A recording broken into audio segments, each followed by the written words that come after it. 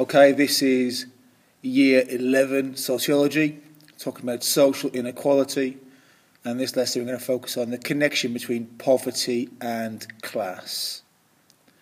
We're going to look at the Marxist view of poverty and its causes. We're going to assess this view. We're going to think critically about both Marxism and about poverty in our culture. Keywords: capitalism, system, rich and poor, winners and losers, ownership, profits, lazy, stupid, drunk, drugged, immoral, undeserving, lies. These are all pejorative terms. We'll come back to them later on. So capitalism is the system we have today according to Marxists: buying and selling, ownership of property, private property, etc., etc. If you want to revise the Marxist view, there's a video on this about a week ago to give you a vague idea of how Marxists look at the world. So I'm hoping you all know this. Okay, let's get started. So if you remember, Marxists see our system as capitalism, owning things. The money goes to the people who own the businesses. So to a Marxist, capitalism is this: it's the rich robbing the poor. Slightly more artistically beautiful way of rendering this. The capitalist system. Here's the people at the bottom doing the work, holding the others up. As you go up, you have more money and power.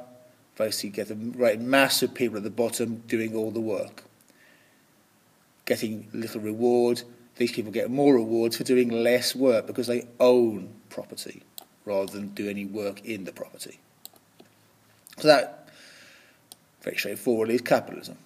Now, Marxists would then, and not just Marxists, most sociologists in fact, would point out that in this system, the inevitable outcome is poverty for some people. It's a system of winners and losers. In order for there to be winners, there must be losers. So, to a Marxist, and as I say, to all conflict theorists, and in fact to most sociologists, poverty is absolutely inevitable in our system. There's simply no way around it. Some people are always going to be richer than others. It's not a mistake. It's actually a part of the economic system. Cannot be gotten rid of. But Marxists actually go further. They say the poor serve a function.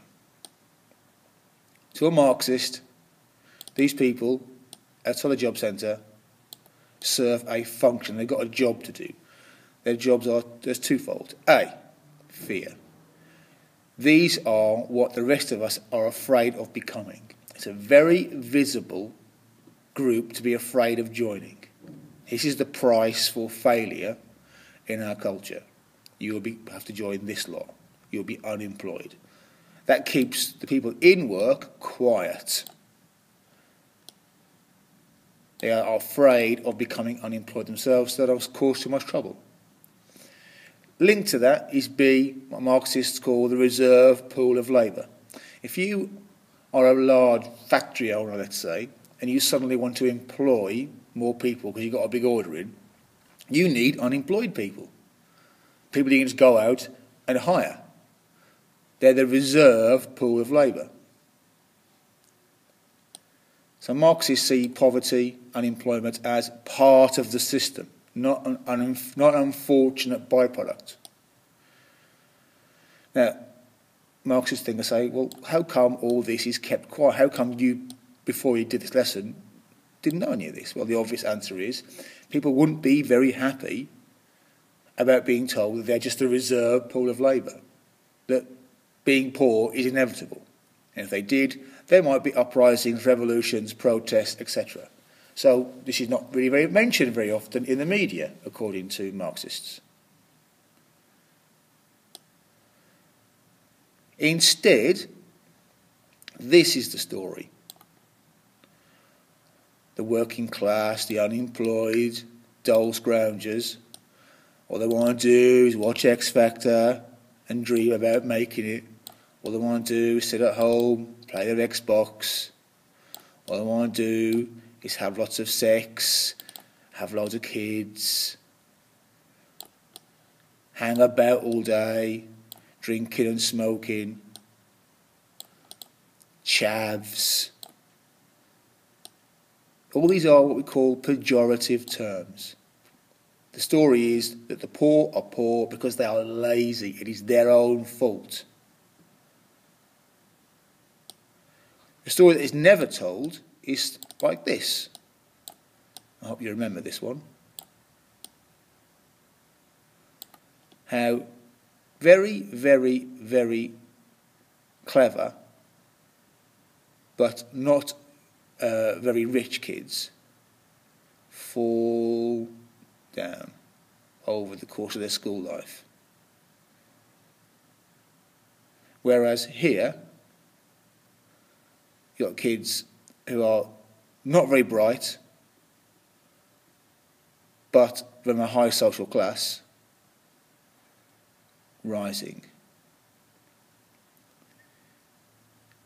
So this story is not told, how the clever, but from a working class background, don't do as well at school, whereas the stupid, but from a posh background, do well.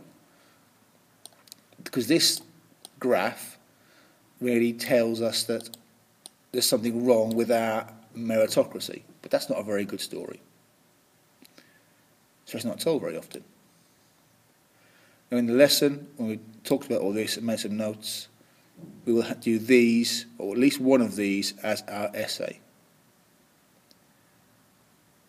I hope you can see from reading. I'm not going to read them now.